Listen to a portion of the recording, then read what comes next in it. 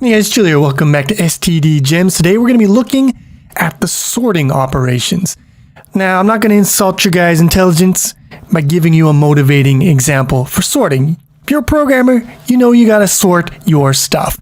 But what you may not know is that there's actually quite a few different operations related to sorting in the standard algorithm library. So, taking a look at them here, the sorting operations, we got 7 of them? Yeah, sure. And of course, we're going to start with sort. You probably already know this if you've gone through my intermediate series. You've already seen me go over it. But, a quick little run through here.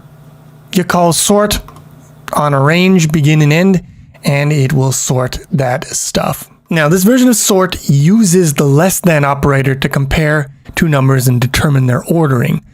But you can change that. You can give your own comparison operation as the third parameter in here. And what we're going to use is we're going to use STD greater. This is from the functional header, and we're going to template it on int, and that'll give us here a comparison functor. And if we run this, you see that lets us sort descending. Now, if you want to sort something that isn't a built-in type, you're going to have to do a little bit more work. If we try to build this, we're going to get a big, good old template errors. Gotta love them. And basically the problem is that STD sort is trying to use the less than operator to compare these things, but there is no less than operator existing for them. So you got two options. You can either change the behavior of STD sort to use your own custom functor. Let's do that right here. Let's supply a basic functor via lambda. And all it does is it returns the result of comparing the integer components of thing 1 and thing 2. And if we do this, hopefully it'll build unless I mess something else up. And it does build, and if we run it, we get it all nice and sorted by the integer value. The other option we have, of course, is to supply a custom operator overload for thing. And that would look something like this here, and if we run this, we see that we get no problems. Works the same. Now, there's another function called stable sort, and it might seem like it's identical to sort, but it isn't. So what is the distinction here? Well, if you look at our list here of things, you can see that we have a number of things that share the same integer value. And when you sort them, they're all going to be placed together. Now, with a stable sort, you're guaranteed that the order of things that compare the same after the sort, they'll have the same relative order that they had before the sort. So here we see Baz, then Foo, then Yeet.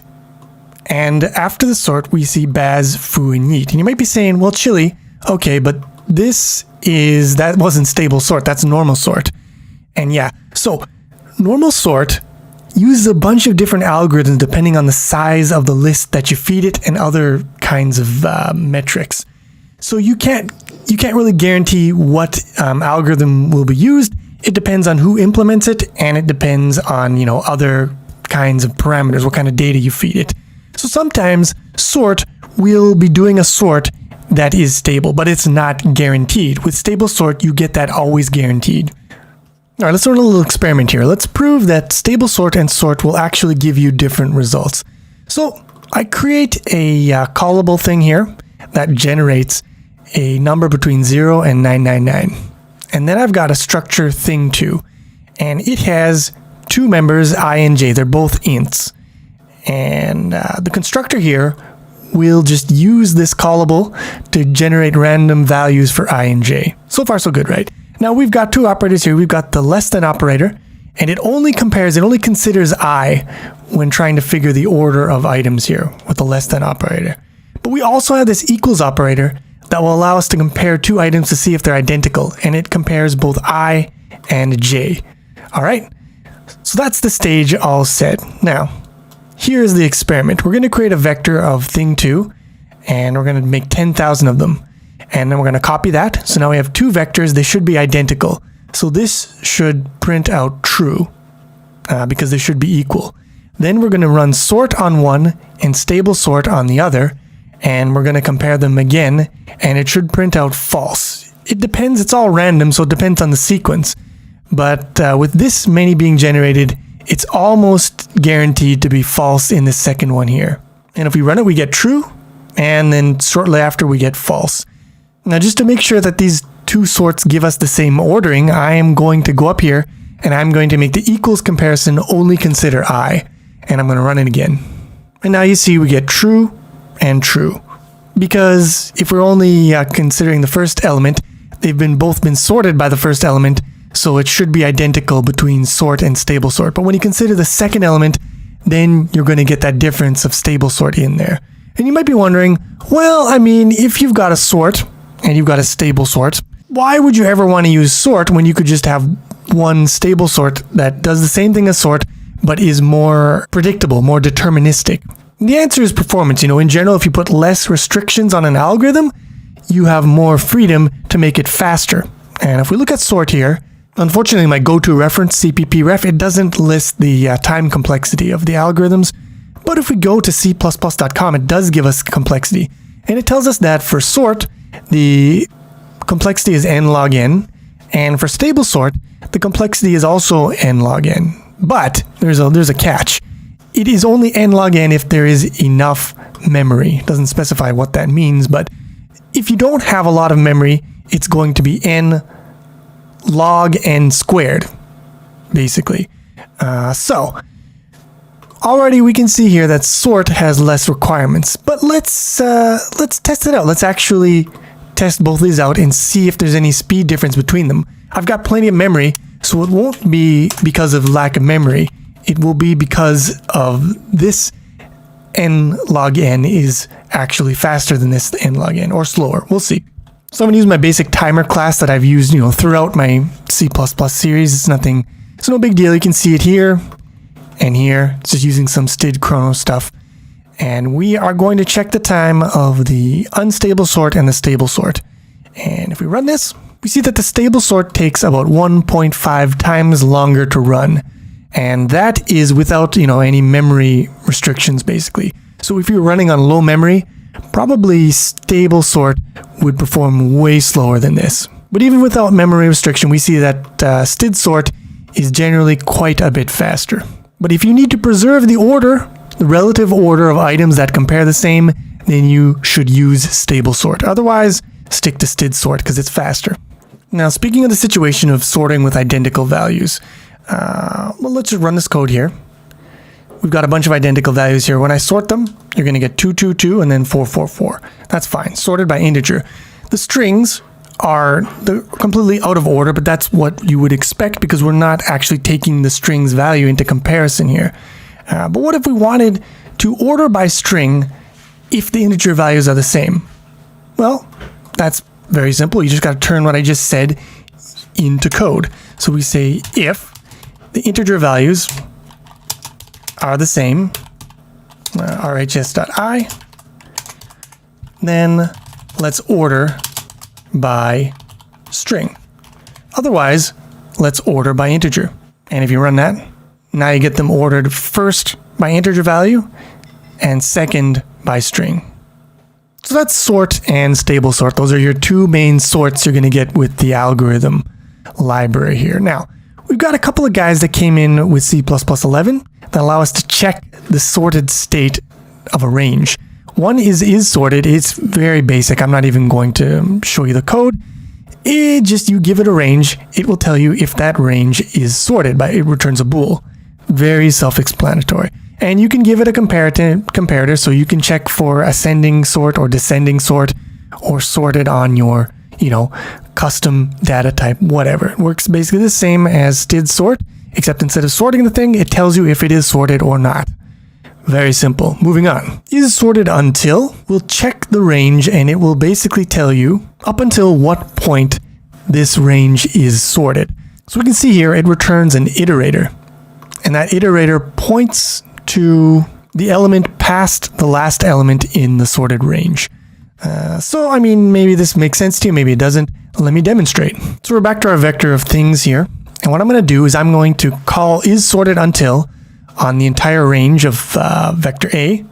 And I'm going to get an iterator to the range that is sorted within there. The largest sorted subrange starting at the beginning here, starting at begin. And then I'm going to create a vector b based on the iterator range from begin until this return value here. And we're going to print them out. And what you're going to see, here's our full range, and here's the subrange that is sorted. So we can see we got 1, we got 3, and then, so they're going in ascending order, 1, 3, but then it goes down again. So up until here, it's sorted. Afterwards, not sorted. That's the way it works. And we can verify that if I change this to a 4, then it should be 1, 3, 4. And indeed, that is what we get. So very simple, not that complicated. Or let's say I got a container of 10 million elements, and I want to find the 100 smallest elements out of that container.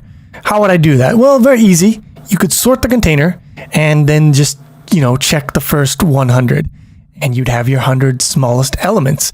The only problem is sorting a container of 10 million elements, it's kind of wasteful if you're only looking at the, you're interested in the first 100, and the order of the rest of them doesn't matter. And you might be saying, well, Chili, all I'll do is I'll run std sort, but instead of doing it from begin to end, I'll just do it from, begin to begin plus 100.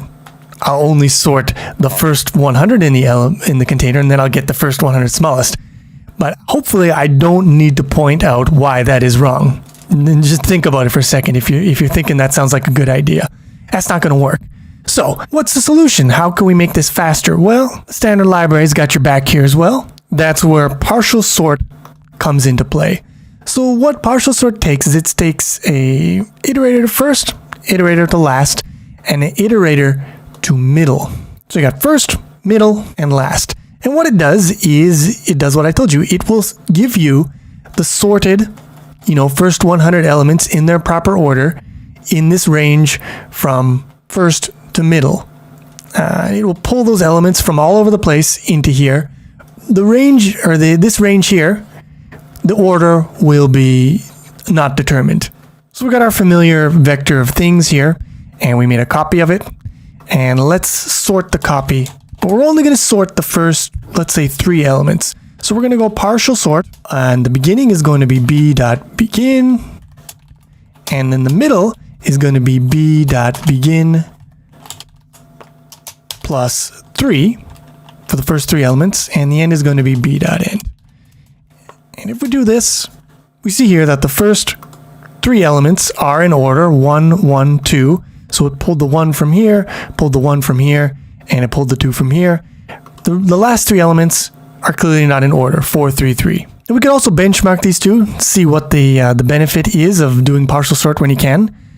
So here we're going to, again, with 10 million elements, and we're only interested in the first 100.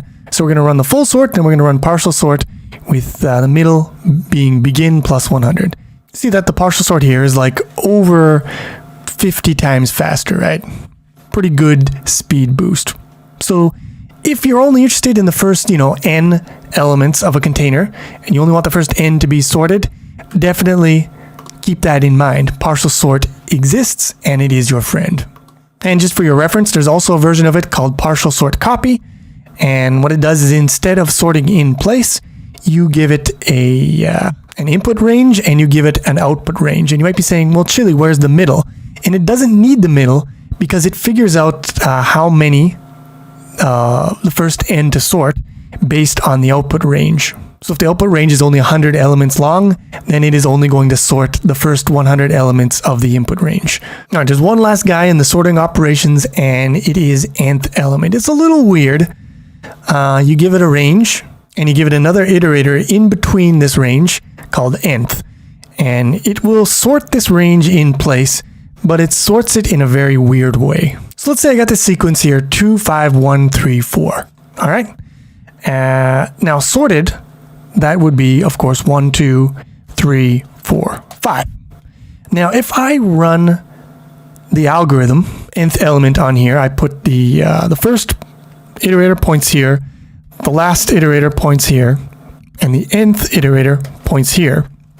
What it's going to do is, well, in this sequence, nth iterator is pointing to the third element. So what it will become, the third element will actually become the third element in the sorted sequence. So in the output, this will become 3. And the elements before this are going to be the elements that come before 3. So we're going to have a 1 and a 2 here, and we're going to have a 4 and a 5 here. But the order of those is not guaranteed. So we could get 2, 1, 4, 5, or we could get 1, 2, 3, 5, 4, or we could get 1, 2, 3, 4, 5. You get the idea. The only number that's guaranteed to be in a place is nth, is always guaranteed to be in its correct sorted place. And then all the elements before nth are guaranteed to be less than it, and all the elements after are guaranteed to be greater. But the relative order in these sections here is not guaranteed. So it's kind of like sort one element into its correct position and then partition. And that, I suppose, I could see how that might be useful for building some algorithms. Like conceptually, I think that could be a thing that exists, but I honestly cannot give you an example off the top of my head. I'm sorry. I can't think of where I would want to actually use this in a practical place.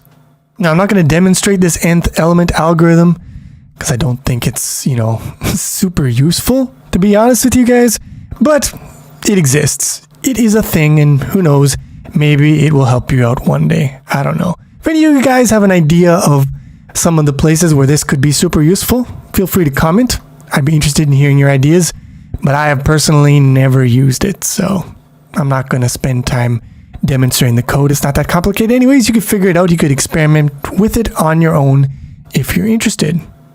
And there you go. That wraps up the sorting operations. Not complicated, incredibly useful stuff in here, and that's a good combination. Now, of course, sorting is an essential algorithm in any sort of computing. On its own, it's super important, but it's also important here because it enables these operations, your binary search set operations. These guys can only be applied to sorted ranges. So sorting is a prerequisite for them. And these guys are what we're going to be looking at next in the next video. Specifically, I'm going to be showing you guys binary search operations. But until then, thanks for watching. Hope you enjoyed this video. If you did, please click the like button, helps a lot. And I will see you soon with some more STD Gems.